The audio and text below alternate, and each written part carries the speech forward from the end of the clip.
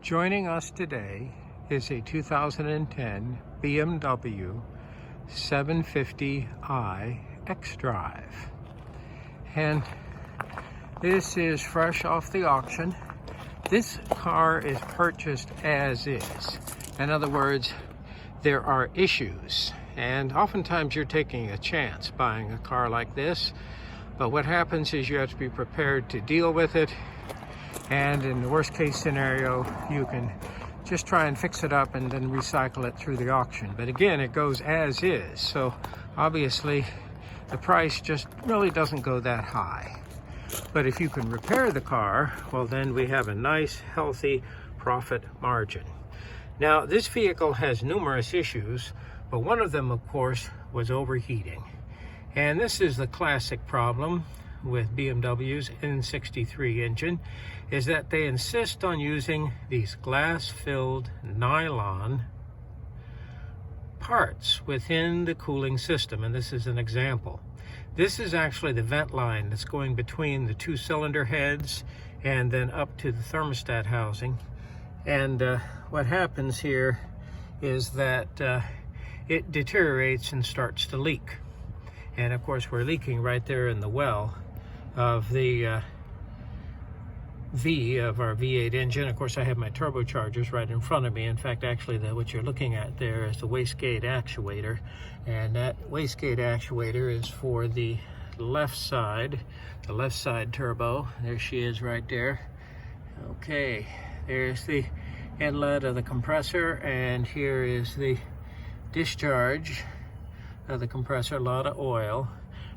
This engine's supposed to have low mileage on it, but one of the problems is if people won't change their oil, you can turn a 50,000 mile engine into a 500,000 mile engine.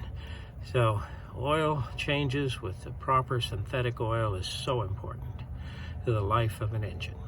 But anyway, we're going to replace this plastic T. Now, I'll go ahead and show you the actual part.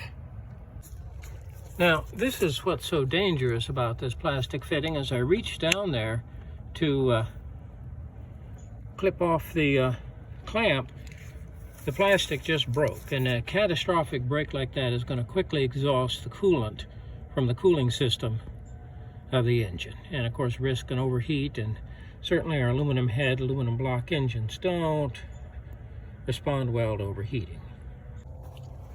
Okay, now here we've successfully removed the two clamps here on this side. And of course, let's take a look here. And if you look in there, see I've removed the two clamps. And this one's a little hard to get to. Now remember, you're actually having to cut this. Whoops, where'd that wrong clamp? There it is. Get the camera. Here it is.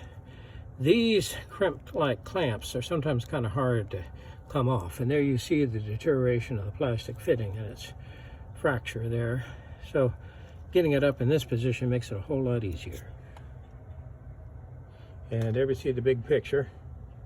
Very common problem with BMW. And here we see the three clamps carefully cut off. And we're going to be replacing these with spring-type screw-type clamps. And here we see the remnants of that glass-filled nylon T. Now I'm sure you're seeing this with all manufacturers. This glass-filled nylon sure isn't very compatible with some of these antifreeze formulations. And you can see what's been happening. But that's not going to be anymore, because obviously we're going to be using brass. Yeah, that's a so here we see the finished product there. So you want to make sure the clamps are good and tight, not too tight. You want to cut the hoses, and that 3/8 barb extends deep into the coolant hose and is well secured by the clamp. Okay, now we had troubles with our crankcase ventilation hose snapping, and if you work on a lot of N63s, you need to keep these in stock. And you have a right and a left. When they get a little age on them, they get very brittle and break very easily.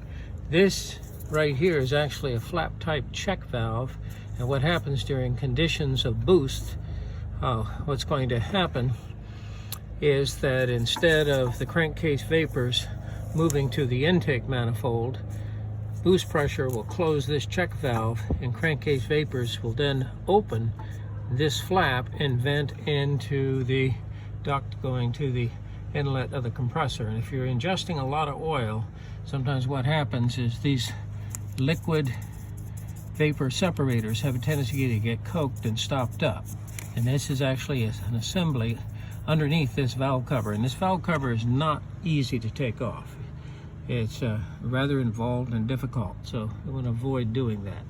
And of course, here's the high pressure fuel pump for the right bank. And here we see, actually, this is the post catalyst oxygen sensor, and this is the pre-catalyst oxygen sensor. Here's my catalytic converter right here underneath this heat shield.